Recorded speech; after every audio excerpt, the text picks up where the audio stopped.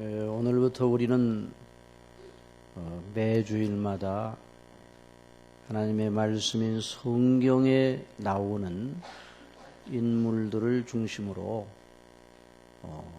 쭉 연속적으로 강의를 하려고 합니다. 특별히 주님의 구원의 은혜를 받은 하나님의 사람들을 주목하면서 그들 속에서 역사하셨던 주님의 복음의 은혜가 무엇인가 하는 것을 알아보기를 원합니다. 그들 속에 역사하셨던 주님의 은혜는 오늘도 저와 여러분 속에 역사하기 때문입니다.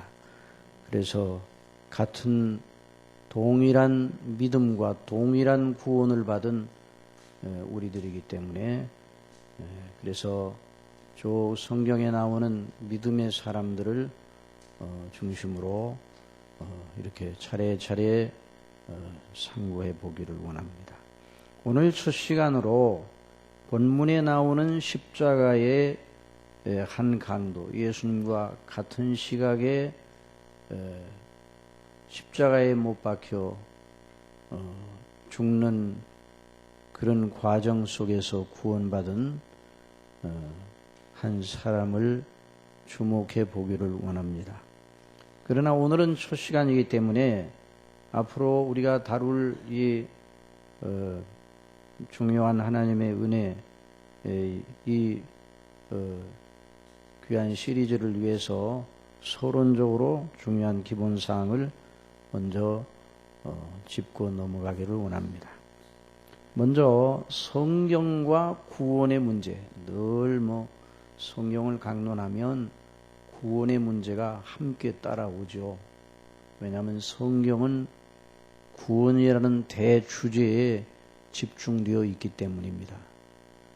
물론 성경의 대주제를 말하라면 성삼위 하나님과 그 이름과 그 영광, 그 나라에 대한 것이라 이렇게 말할 수 있는데, 그러면 그 하나님의 이름과 그 영광이 어디에서 나타나는가? 바로 당신의 백성들을 구원하시는 놀라운 일 속에서 드러났습니다. 그래서 성경의 대주제는 당신의 백성들을 구원하시는 하나님의 행사에 있다, 이렇게 말할 수 있습니다. 지금도 하나님께서 성경으로 말씀하시고 성경으로 사람들을 구원하십니다. 성경을 풀어 증거하고 해석할 때에 하나님의 성령께서 역사하셔서 구원을 받는 것입니다. 우리 예수님께서 사람이 거듭나야 된다. 진실로 내게 이르노니 사람이 거듭나지 아니하면 하나님 나라를 볼 수 없느니라. 물과 성령으로 나지 아니하면 하나님 나라에 들어갈 수 없느니라. 그렇게 말씀을 하셨습니다. 이 거듭남, 이게 대단히 중요한 그 진리인데요. 이 거듭나야 사람이 구원을 받을 만한 믿음을 가질 수 있다는 말이에요. 그래서 베드로 전서에서도 너희가 거듭난 것이 썩어질 씨로 된 것이 아니요 썩지 아니할 씨로 된 것이니 하나님의 살아있고 항상 있는 말씀으로 되었느니라. 그렇게 말씀하였습니다. 그래서 하나님의 거룩하신 은혜가 그 사람에게 임할 때 성경의 말씀이 들리기 시작하는 것이죠. 성경의 말씀이 들리기 시작한다는 말은 성경이 자기와 관계없는 책인 줄 알았는데 바로 하나님의 말씀이요, 지금도 그 성경을 통해서 내게 말하고 있다, 내게 말씀하고 있다 하는 이런 믿음의 의식이 그 사람 속에 들어온다는 말입니다. 그러면 놀라운 일이 그 사람에게 시작된 것입니다. 이미 저와 여러분은 그와 같은 큰 은혜를 받은 줄 압니다. 그러나 아직도 이 은혜가 없는 사람에게 우리 아버지께서 그런 은혜를 베풀어 주시기를 바랍니다. 그래서 하나님의 말씀인 성경이 들려야 되는 겁니다. 사도 베드로는 또 우리에게도 확실한 예언이 있어 어두운 데 비추는 등불과 같으니 날이 새어 샛별이 너희 마음에 떠오르기까지 너희가 이것을 주의하는 것이 가니라. 그런 말씀을 해서 여기 사도 베드로가 더 확실한 예언이 있다. 그래서요, 여기서 말하는 예언은 무슨 예언은사, 무슨 뭐 신비로운 무슨 예언 그런 걸 말하는 것이 아니라 성경을 말합니다. 그 문맥 속에서. 그럼 왜 더 확실하다, 더라는 말은 비교급이에요. 더 확실하다. 그럼 무엇에 비추어서 확실한가? 그 앞에 있는 그 문맥을 보면 우리 주 예수 그리스도께서 지상에 계실 때 변화된 모습을, 변화산상, 그래서 그 변화산상에 변모된 예수님이라고 그렇게 말하죠. 산 위에 야고보와 요한과 베드로를 데리시고 올라가셔서 그 앞에 아주 찬란한 모습으로 변모되셨습니다. 변화가 되셨어요. 그 모습을 세 제자가 목격하였습니다. 그래서 이 사도 베드로는 그때 이를 말하면 내가 힘써 너희로 하여금 나의 떠난 후에라도 필요할 때는 이런 것을 생각나게 하려 하노라. 우리 주 예수 그리스도의 능력과 강림하심을 너희에게 알게 한 것이 공교히 만든 이야기를 쫓은 것이 아니요 우리는 그의 크신 위엄을 친히 본 자라. 지극히 큰 영광 중에서 이러한 소리가 그에게 나기를 이는 내 사랑하는 아들이요 내 기뻐하는 자라 하실 때에 저가 하나님 아버지께 존귀와 영광을 받으셨느니라 그랬어요. 그러니까 예수님의 그 거룩하신 영광을 그 산에서 목격을 하였습니다. 그러나 그 체험을 직접 하지 못한 일반 모든 성도들의 입장에서는 사도들만큼 확실한 증거를 갖지 못하였다고 생각할 수 있어요. 사도들은 확실한 증거를 가지고 있지만 일반인들은 그렇지 못하다 이렇게 생각할 수 있습니다.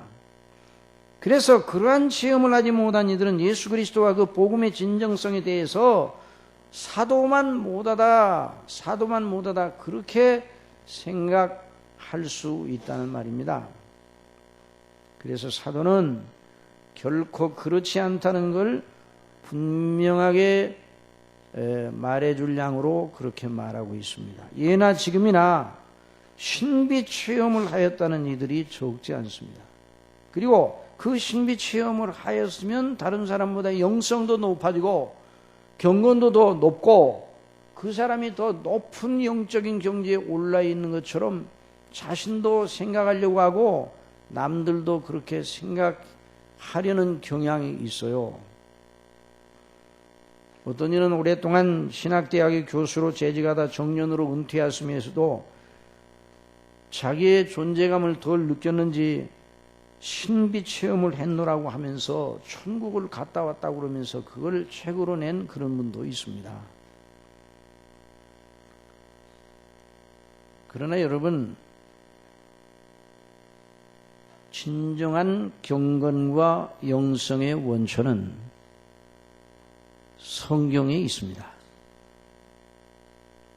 개인적으로 한 신비 체험이나 자기가 행한 어떤 업적이나 큰 일이 아니라 하나님의 말씀인 성경에 있어요. 그런 의미에서 사도가 더 확실한 예언이 우리에게 있다 이렇게 말했어요. 성경의 말씀을 바르게 배우고 확신한 일에 거하는 것이 참된 경건의 비결입니다. 그래서 더 확실한 예언이 우리에게 있어 어두운 데 비추는 등불과 같으니 날이 새어 샛별이 너희 마음에 떠오르기까지 너희가 이것을 주의하는 것이가 아니라 먼저 할 것은 성경의 모든 예언은 사사로이 불것이 아니니 예언, 이 성경에서 나오는 성경을 말하는 거예요. 성경의 예언은 언제든지 사람의 뜻으로 낸 것이 아니요 오직 성령의 감동하심을 받은 사람들이 하나님께 받아 말한 것입니다. 그러므로 성경으로 지금도 말씀하시고 말씀을 풀어 해석할 때 성령님께서 역사하셔서 당신의 백성들을 구원하신다는 믿음을 가져야 합니다. 그래서 우리가 늘 하나님의 말씀인 성경을 들어야 되는 것입니다. 정말 그렇습니다. 우리가 어떤 체험을 한다 할지라도 그 체험이 가지고 우리 심령에 미치는 그 영향은, 그 효과는 제한적입니다. 우리의 지각이 둔하고 연약합니다. 정서가 변화무쌍합니다. 우리의 정서가 바다 물결 같아요. 기억에 한계가 있습니다. 오래 지나면 그 기억이 이렇게 사그러지고 지워져요. 희미하게 글씨가 써져 있는데 그게 글씨가 자꾸만 지워지는 것처럼 그렇게 되는 거예요.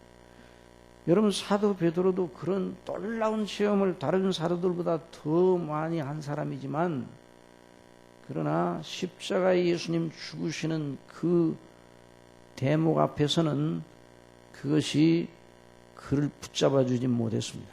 그 체험에 대한 기억이. 그 영광스러운 주님이 어떻게 저렇게 처참하게 죽으실 수 있는가? 그 언제 그럼 이 사람이 그리스도에 대한 확실한 그런 그 증거자로 물러서지 아니하는, 죽음도 불사하고 담대하게 기탄 없이 말할 수 있었는가? 성령님의 감동하심을 받고, 오순절에 오신 성령님의 감동하심을 받고 성경에 대한 바른 이해가 있을 때, 성경으로 그리스도께서 죽으시고 다시 사시는 그 영광이 왜 그렇게 필연적인가? 성경적 논리가 그 심령 속에 섰을 때 그리스도를 증거하게 된 것입니다. 그러니까 여전히 사도 베드로의 그 무기는 무엇인가? 성경이었어요. 예수님을 믿는 바른 믿음의 그 원천과 그 근거가 바로 성경입니다. 그래서 우리가 더 확실한 예언인 바로 이 성경 말씀을 통해서 우리 구원의 문제를 다시 한번 점검하고, 또 하나님의 거룩한 사람들이 구원을 받았는데 그들 속에 역사하시는 하나님의 역사가 어떤 것인가를 분명히 알아야 됩니다. 정말 성경은 구원의 책입니다. 능히 내가 어려서부터 성경을 알았나니 성경은 능히 너로 하여금 그리스도 예수 안에 있는 믿음으로 말미암아 구원에 이르는 지혜가 있게 합니다. 사랑하시는 여러분, 구원의 문제보다 더 큰 문제가 어디 있습니까? 여러분 인생 가운데 구원의 문제보다 더 큰 문제가 어디 있어요? 오늘 현대교회의 가장 큰 문제 중에 하나는 구원의 문제를 너무 피상적이고 너무 가볍게 여긴다는 거예요. 성경은 구원의 문제를 참으로 무겁게 여기는데, 그래서 이 구원 때문에, 우리의 구원 때문에 예수님이 하늘의 영광을 버리시고 이 땅에 사람이 되어 오셔서, 그리고 십자가에서 못 박혀 죽으시고 다시 사시고 하늘에 오르시고 하나님 우편에 계시다가 저리로서 심판하러 오신다, 오늘 신앙 고백하는 것처럼 이와 같은 놀라운 일을 하셨는데, 얼마나 구원이 큰 문제이면, 그리고 이 구원이 얼마나 큰 일이면 성삼위께서 총동원하시는가? 구원의 문제를 너무 가볍게 취급하고, 이미 우리는 구원받았으니까 그 문제는 더 이상 취급하지 않아도 된다는 식으로 그렇게 생각합니다. 그러나 성경 어디를 읽어봐도 인생의 구원의 문제, 정말 저와 여러분은 구원받아야 합니다. 이미 우리가 예수 그리스도를 믿음으로 말하면 구원받은 우리도 법정적으로 의롭다함을 받았지만, 죄에서 우리를 구원하시는 능력을 계속 힘입어 하나님이 기뻐하시는 죄의 세력에서 자꾸만 벗어나야 돼요. 이게 바로 성화예요. 그리고 영화로운 그 구원의 영광을 바라보며 소망하면서 나가야 되는 것입니다. 하늘에 속한 신령한 은혜를, 모든 은혜를 주셨다고 그랬어요. 찬송하리로다 하나님 곧 주 예수 그리스도의 아버지께서 그리스도 안에서 하늘에 속한 모든 신령한 복으로 우리에게 복 주시되, 이것이 무엇인가? 신령한 복이 바로 구원이에요. 정말 구원받지 못하고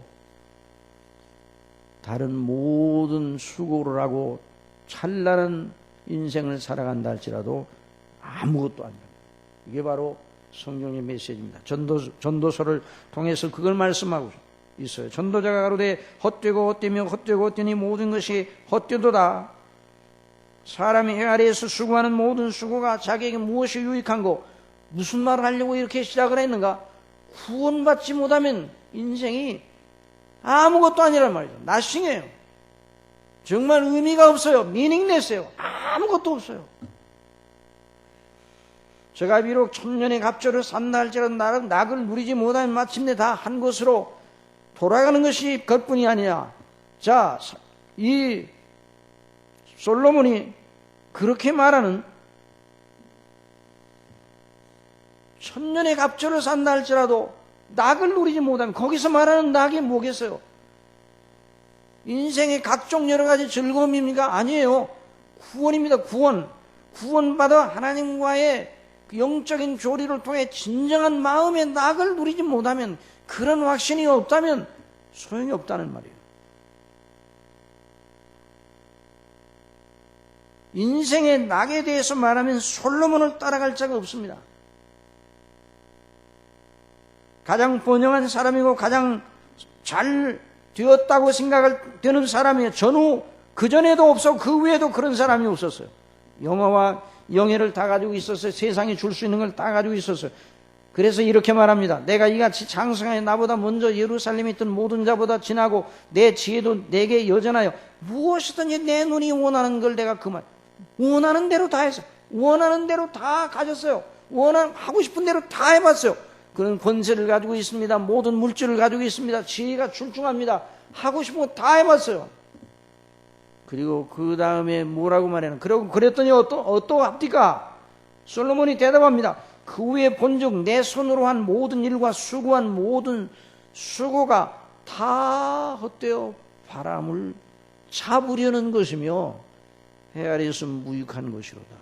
무슨 말하고 있어요? 그러니까 일도 하지 말고 밥도 먹지 말고 그저 적당적당히 살다가 그냥 인생 가는 거야. 이건 말하기 위해서 그런 거 아니에요.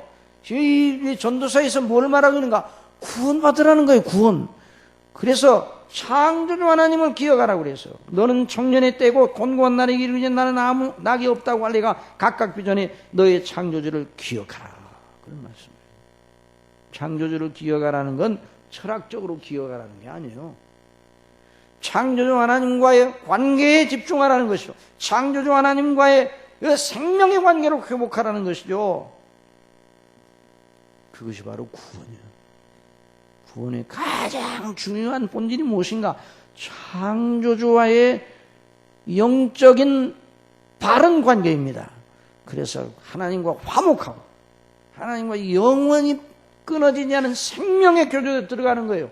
이걸 위해서 우리 아버지께서 하나님께서 창세전부터 예비하시고 때가 찼을 때 예수님이 오시고 성령님께서 강림하셔서 보혜사로 저와 여러분들을 통해서 역사하시는 겁니다. 이걸 생각하면서 이 하나님의 놀라운 구원의 은혜에 참여했던 사람들을 살펴보기를 원합니다. 구약에도 하나님의 사람들이 많습니다. 아브라함, 이삭, 야곱 다 구원받은 사람이에요. 다윗, 모세 다 구원받은 사람이에요. 그들 속에 역사하시는 하나님이 저와 여러분 속에 역사하십니다. 그리고 신약 이후에 나오는 많은 여러 사람들이 있죠. 그 사람들도 다 믿음의 사람들 다 구원받은 사람들이에요. 히브리서 11장에 나오는 사람들만 구원받은 사람이 아니라 성경의 믿음의 사람들은 다 구원을 받았어요.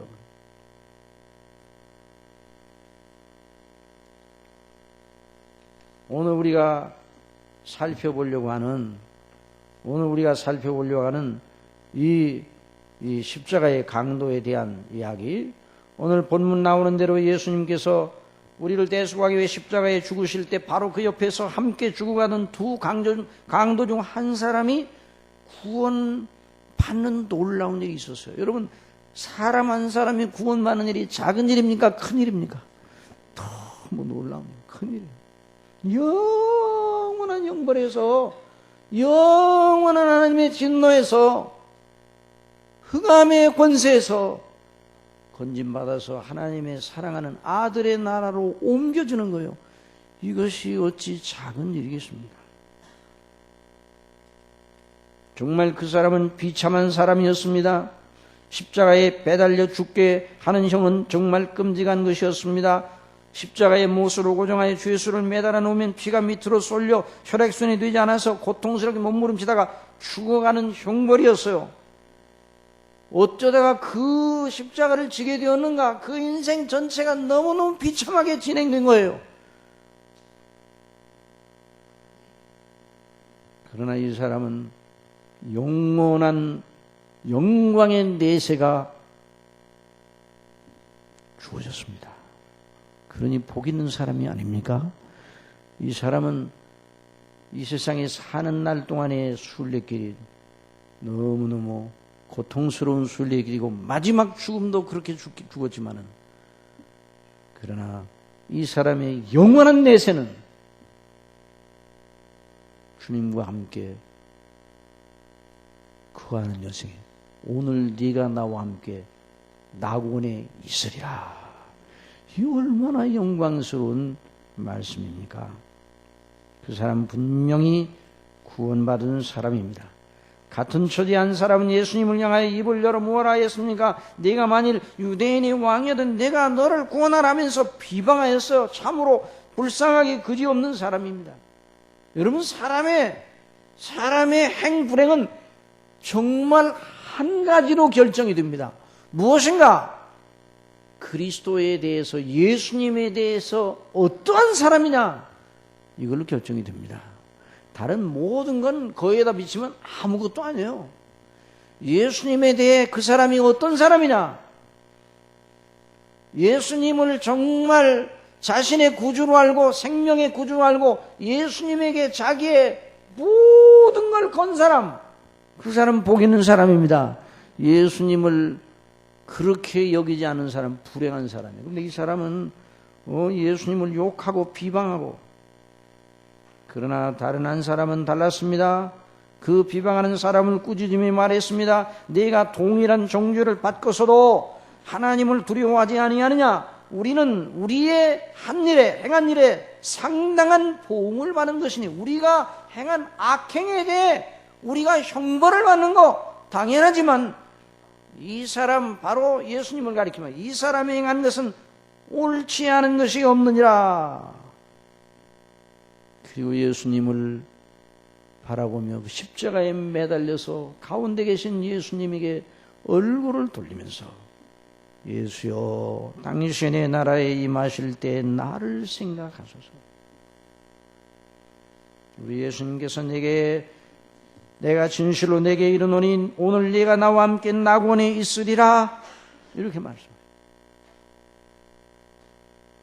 그래서 이 본문을 중심으로 이제 생각하는데요, 우리가 살펴보는데요, 오늘 시간이 정해진 시간 내에 다 끝나지 못할 것 같아요. 그래서 할 때까지 하고서 다음 시간에 또 계속 해야만 되면 그렇게 하겠습니다.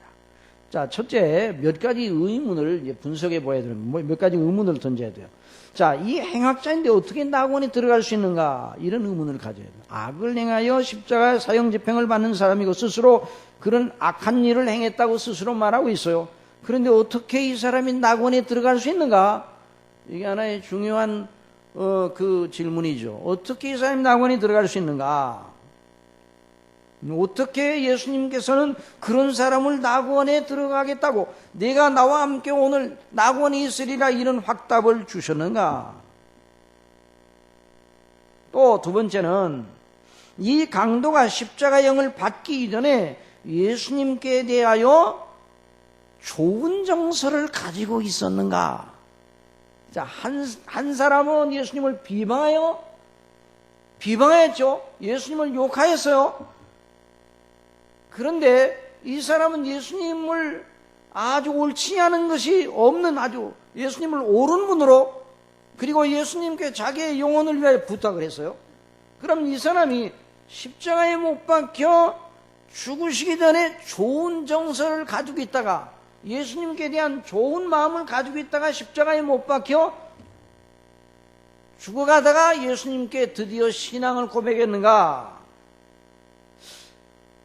그런데 이 성경의 다른 구절을 찾아보면 그렇게 말하기는 곤란합니다. 왜냐하면 마태복음 27장에 보면 이런 이 대목을 또 이제 증거하는 그 대목이 있어요. 마태복음 27장에 저가 남은 구원하였으되 자기는 구원할 수 없도다. 저가 이스라엘 왕이로다. 지금 십자가에 내려올지어다. 그러면 우리가 믿겠노라. 한 강도가 이렇게 말했죠. 저가 하나님을 신뢰하니 하나님이 저를 기뻐하시면 이제 구원하실지라. 제 말이 나는 하나님의 아들이라 하였도다 하며 함께, 자, 이 대목이 중요해. 함께 한 십자가에 못 박힌 강도들도 이와 같이 욕하더라. 그래서 어떻게 된 거예요?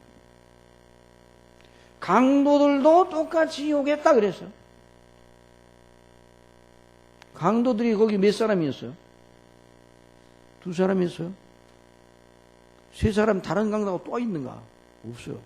강도들도 욕하더라 그랬으니까 이 사람도 2사람 같이 욕했다는 거예요. 처음에. 처음 십자가에 못 박히신 때가 우리 시간으로 오전 9시 제3시 강도가 예수님께 애원하고 낙원을 약속받았던 때가 정오 가까운 시간이었을 것으로 보입니다.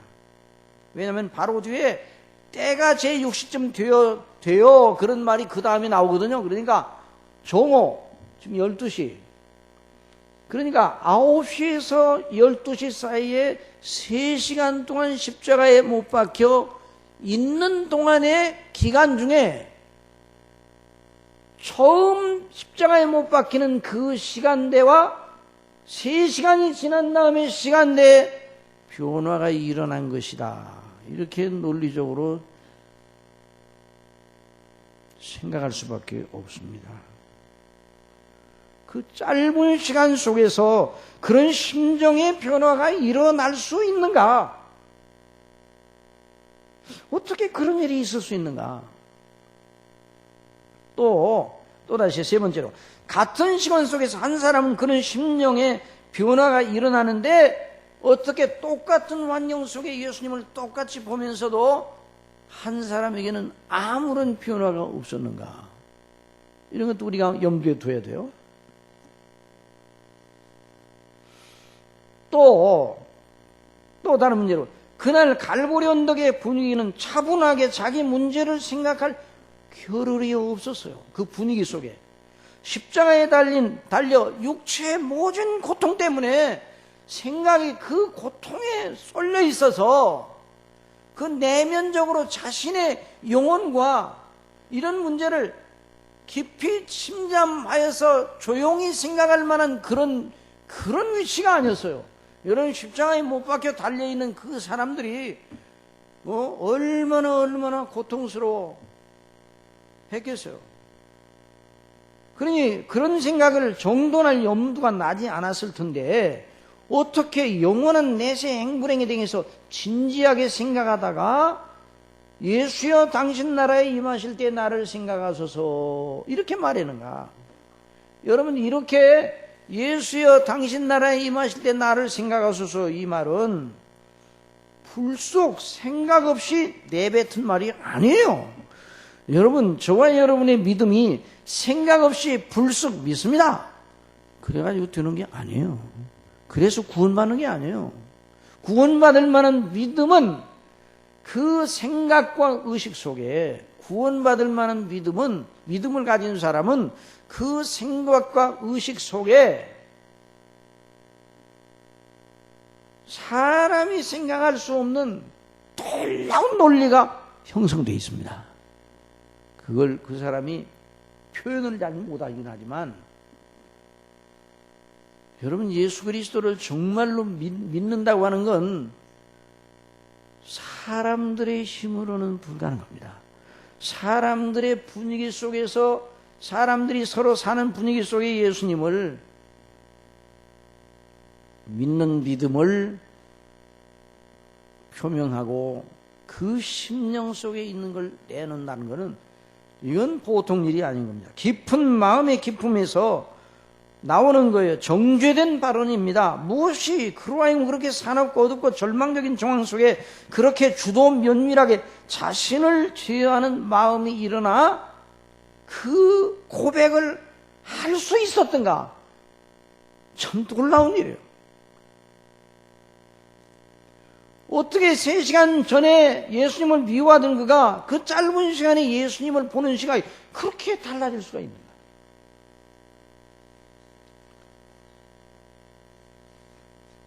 이상의 의문을 풀어주는 열쇠를 어디서 발견해야 되는가?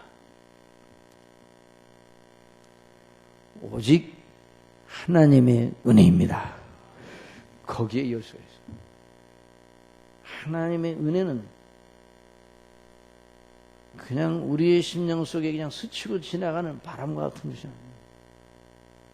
그리스도 안에 있는 하나님의 은혜, 그리스도 안에서 그리스도의 대속의 십자가의 그 대속의 효력을 가지고 역사하시는 성령님의 역사, 그것은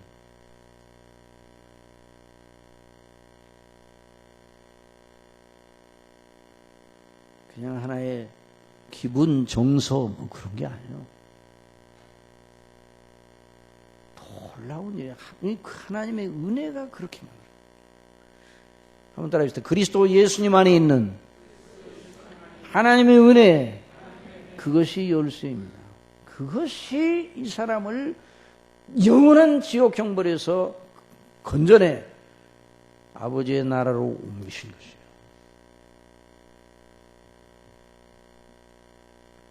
그러면 하나님의 은혜를 받는, 구원받을 만한 믿음, 그러니까 그 사람 속에 하나님의 은혜가 임하고 구원받을 만한 믿음이 그 사람 속에서 형성이 됐다는 거예요. 주님께 대한.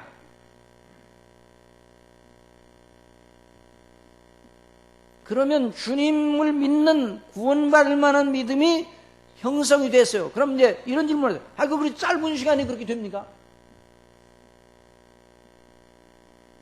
여러분, 하나님이 행하시려면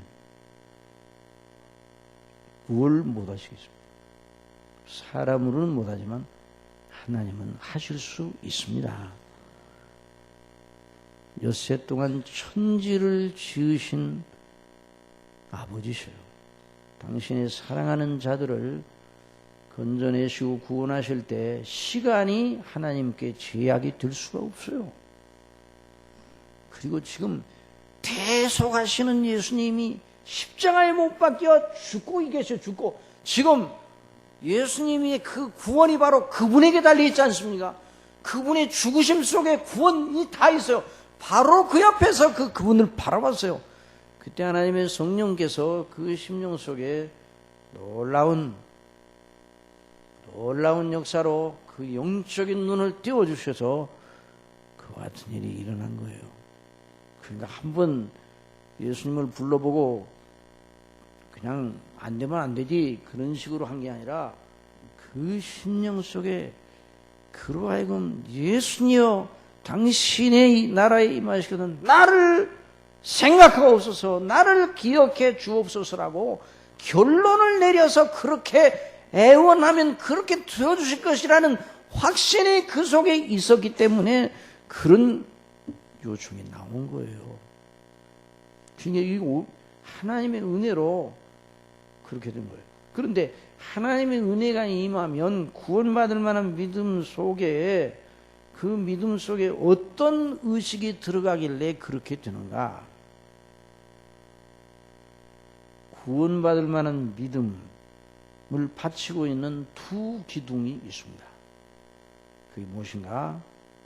한번 따라해 봅시다. 하나님을 아는 지식, 나를 아는 지식. 이것이 바로 칼빈이 기독교 강요를 통해서 말한 중요한 비밀입니다. 하나님의 말씀 속에서 연구하여 정리해 놓은 것이 바로 기독교 강요인데, 기독교 강요의 첫문을 열어보면 참되고 견실한 지혜, 참되고 견실한 지혜는 다른 말로 바꾼다면 참되고 견실한 구원받을 만한 믿음에 이르는 지혜를 말하는 거예요. 그냥 지혜가 아니에요. 기독교 강요 전체는 하나님의 택한 백성들을 구원하시는 하나님의 놀라운 은혜의 방식에 대해서 증거하는 책이에요. 그래서 참되고 견실한 지혜, 구원에 이르는 참된 믿음에 이르게 하는 그 지혜, 이 지혜는 두 가지 지식으로 되어 있다. 하나는 하나님을 아는 지식, 그리고 하나는 자기 자신을 아는 지식이라.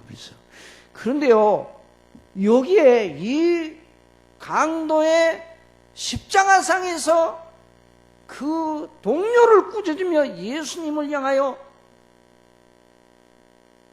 믿음의 고백을 하며 예수님의 그 나라를 소원하면서 애원하는 그 진술 속에, 그 말 속에 하나님을 아는 지식과 자신을 아는 지식이 드러났어요. 물론 하나님을 아는 지식, 자신을 아는 지식, 그리고 그것이 합해져서 누구를 믿게 되는가요? 예수 그리스도를 믿게 돼요. 그래서 그리스도를 아는 지식으로 나아가게 되는 거예요. 구원을 얻을 만한 믿음을 가진 사람은 그리스도를 아는 지식을 가장 고상하게 여기는 거예요. 그러니까 이 두 지식은, 이 하나님을 아는 지식과 자신을 아는 지식이 두 지식은 서로 떨어져 있는 게 아니라 서로 얽혀져서, 이 칼빈이 그래서 어느 것이 어느 것을 앞서고 어느 것이 어느 것을 낳는지 분간하기 힘들 정도로 조밀하게 연결되어 있다고 그랬어요. 그러니까 하나님의 성령께서 역사하실 때 참 놀랍게 저와 여러분이 무지한 사람들 아니었어요. 그런데 하나님의 성령께서 역사하실 때 하나님을 믿지 않을 수 없었어요. 여러분, 오늘 예배를 드립니다. 하나님을 한번 열심히 믿어보려고 지금 여기 나와 계십니까? 믿지 않으면 안 되기 때문에, 하나님께 예배하지 않으면 안 되기 때문에 예배를 드리는 겁니까? 예배하지 않으면 안 되기 때문에 예배 드리는 여러분이 되시기를 바랍니다. 하나님을 어떻게 안 믿을 수가 있습니까?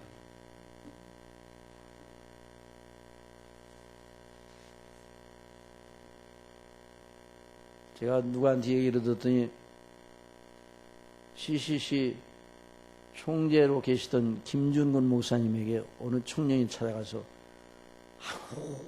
목사님, 이 성경이 믿어져요? 그러더래요. 그러니까 CCC 그 총재 되시던 김준근 목사님, 어떻게 믿어요 이걸?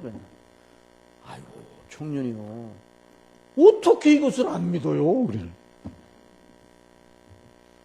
여러분, 성경을 어떻게 안 믿을 수 있습니까?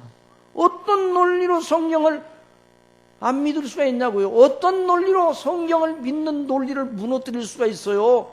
없어요. 구원받을 만한 믿음은 그 속에 성령님으로 말미암아 하나님을 아는 지식이 그 속에 들어와. 그 거룩한 씨가 그 속에 들어와. 하나님을 믿지 않을 수 없습니다. 그래서 여기 있는 말씀 보면요, 자 거기 보면 하나는 그 사람을 꾸짖어 가로되 내가 동일한 정죄를 받고서도 하나님을 두려워하니 하느냐? 누구를 두려워하지 않느냐? 하나님을 두려워하지 않느냐 그랬어요. 이 강도가 하나님을 두려워하는 마음이 있어요. 그리고 하나님을 두려워하는 마음이 하나님을 아는 지식의 가장 중요한 본질이에요. 이센스예요. 철학자들이 하나님에 대해 연구를 많이 했습니다. 그러나 그들이 생각하는 그 철학자들의 신은 무서워할 존재가 아니에요. 철학자들이 마음대로 요리할 수 있는 존재예요. 철학자들이 만들 수 있는 신이에요. 그래서 헬라 신화가, 헬라 철학이 헬라에서 나왔잖아요. 헬라가 우상숭배가 제일 많고 신화가 거기서 제일 많이 나왔어요. 사람이 만들어낸 신, 그런 신은 사람이 두려워하겠어요?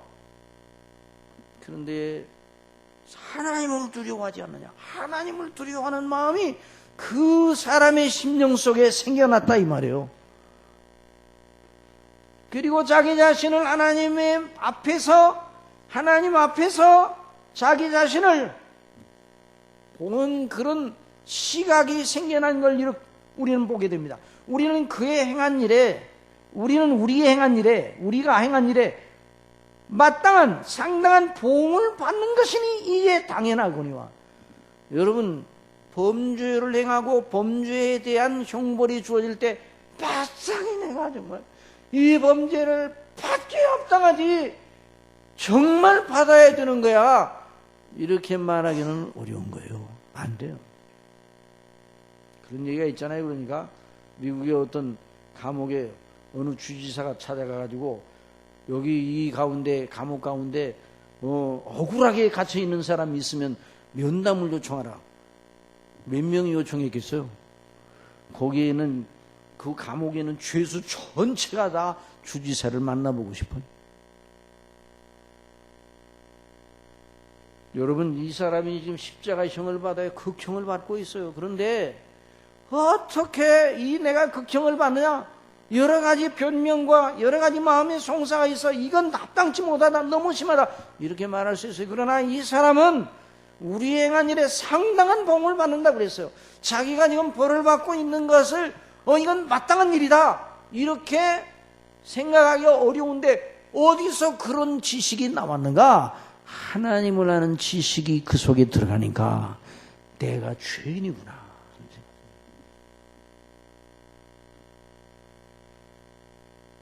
하나님을 아는 지식, 구원받을 만한 믿음을 가진 사람은 그 지식을 가지고 있는데, 그것에 가장 중요한 것이 바로 하나님을 두려워하는 것이에요. 그래서 성경에 나오는 우리말로 하나님을 경외하는 자라는 말이 영어에는 하나님을 두려워하는 자라 이렇게 번역이 되어 있어요. God fearing, 하나님을 두려워하는 자. 고넬료도 하나님을 두려워하는 자였어요. 또 누디아 같은 사람도 하나님을 공경하는 자라고 그랬는데 a worshiper of God, 하나님을 예배하는 게 뭐예요? 하나님을 두려워하고 높이고 존중하는 거예요. 여러분, 진정한 예배는 하나님을 두려워하는 의식으로 드려지는 예배인 줄 믿으시 바랍니다. 진정한 예배는요, 하나님을 두려워하는 거예요.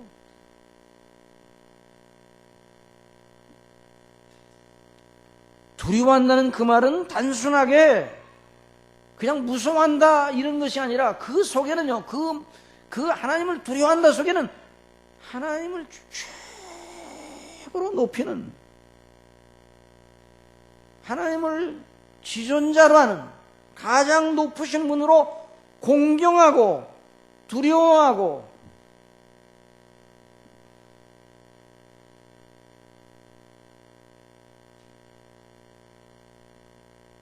하나님보다 더 높은 분이 없어요. 그분이 모든 창조주시고 나의 모든 존재의 처음과 끝이 그분이다. 그러니까 여러분, 하나님을 두려워하는 그런 마음이 없으면 회개가 나올 수가 없는 거예요. 하나님을 두려워하는 마음이 없이 회개가 어떻게 나옵니까? 오늘날 복음이라고 그러면서 구원의 은혜, 그건 구원, 복음, 그래서 복음으로 구원받는다 그러면서 회개가 없는 믿음을 말하면 안 되는 이유가 바로 여기 있는 거예요. 사도 바울은 유익한 건 무엇이든지 종중 앞에서나 집에서나 꺼리낌 없이 너에게 전하고 가르치고, 유대인과 헬라인에게 하나님께 대한 회개와, 한번 따라해보세요. 하나님께 대한 회개와 우리 주 예수 그리스도께 대한 믿음, 하나님께 대한 회개와 예수님께 대한 믿음, 이것이 바로 복음의 내용이에요. 하나님을 진정으로 두려워하면서 자기 자신이 그 앞에 정말 죄인이다, 나는 마땅히 하나님의 진노를 받을 자다, 이걸 인정하는 것이 사람의 힘으로는 안 되는 겁니다. 은혜가 임할 때, 성령께서 역사하실 때 눈이 떠지는 거예요. 그러니까 자, 성령님이 오시면, 성령께서 오시면 세상을 책망하시리라 세 가지로 책망하신다고 그랬어요. 이게 각성을 시킨다는 그 말인데 뭐예요?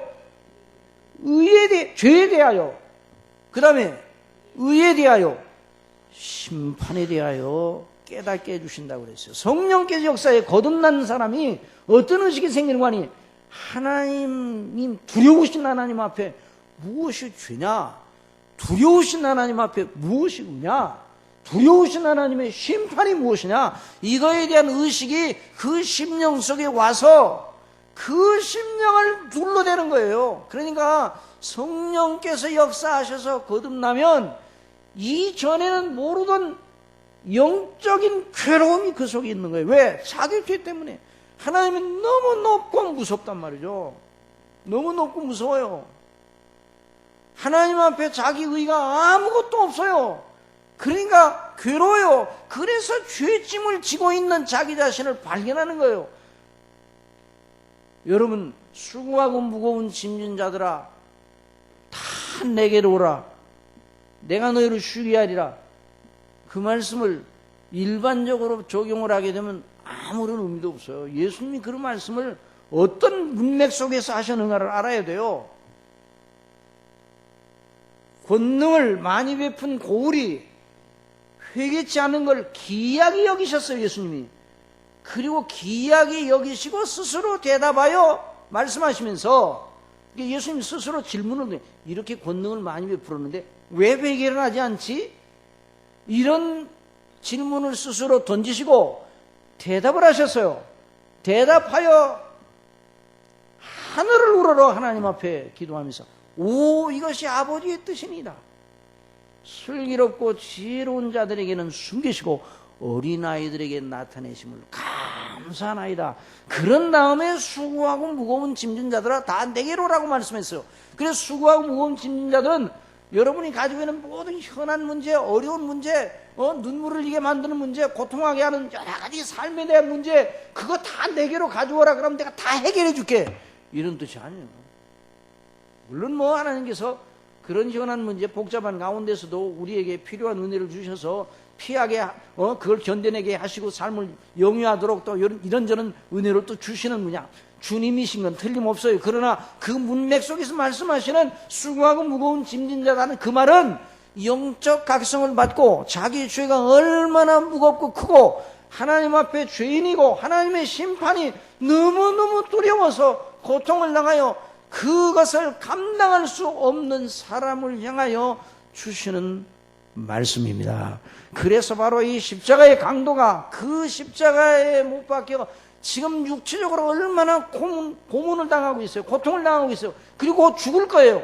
이런 절체절명의 순간에 어찌할 바를 모를 수 있는 그 순간에 그 육신적인 고통과 죽음보다 더 큰 문제가 바로 자기의 구원의 문제였어요. 자기 영혼의 문제였어요. 자기 죄의 문제였어요. 이 문제는 어떻게 할까 하는 것이 그 의식 속에 들어와 가지고 그 사람의 심령을 누르고 있었단 말이에요.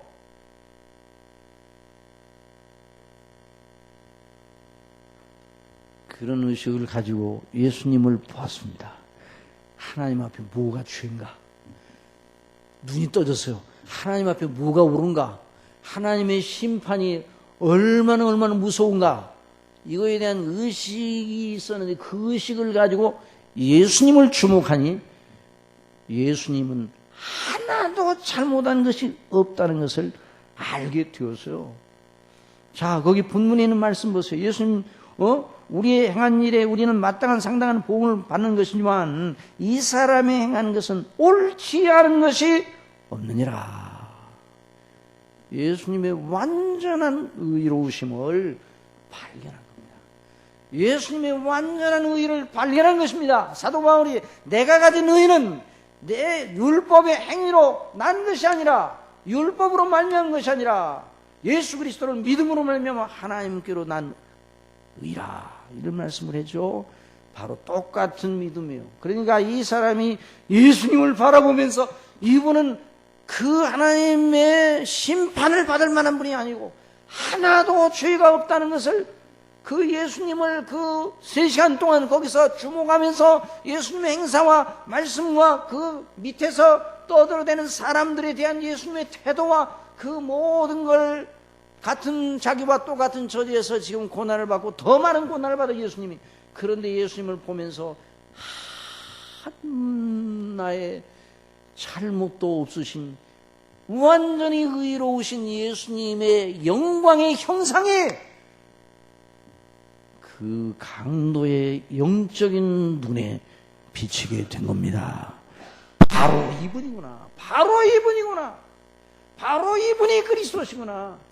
그래서 그분을 향하여 예수여 당신 나라에 임하시거든 나를 생각하옵소서 그렇게 말한 겁니다. 그러니까 그 예수님을 구주로 영접한 겁니다. 예수님을 구주로 영접했어요. 그 예수님 구주로 영접하신 그 예수님께서 내가 진실로 내게 이르노니 네가 오늘 나와 함께 낙원이 있으리라. 그 사람이 행악자예요. 죄밖에 없어요. 그런데 왜 예수님이 그렇게 말씀하실 수 있었는가? 그렇게 말씀하실 수 있는 오직 유일한 자격자이십니다. 그분이 하나님의 아버지의 아들이시고 그분이 죄 용서를 하실 수 있는 권한을 가지고 계시고 그분이 바로 그 강도의 죄를 지시고 지금 죽고 계셔요. 그래서 그렇게 선포하실 수 있었습니다. 그의 이 강도는 놀라운 탁월한 사람이 가질 수 없는 어느 어떤 석학도 이 세상적인 지혜로는 얻을 수 없는 놀라운 지혜가 그 심령 속에 들어가 신령한 지혜로 예수님을 붙잡았던 겁니다. 예수님에게 자기 자신을 다 맡기고 그날 그 강도는 육체적으로는 고통이고 이제 곧 죽게 돼요. 그렇긴 하지만 그 심령 속에 수고하고 무거운 짐을 다 예수님에게 부렸던 것입니다. 그리고 남은 그로부터 그 약속을 받은 남은 시간이 어떤 시간인지는 모르지만 놀라운 시간이었을 겁니다.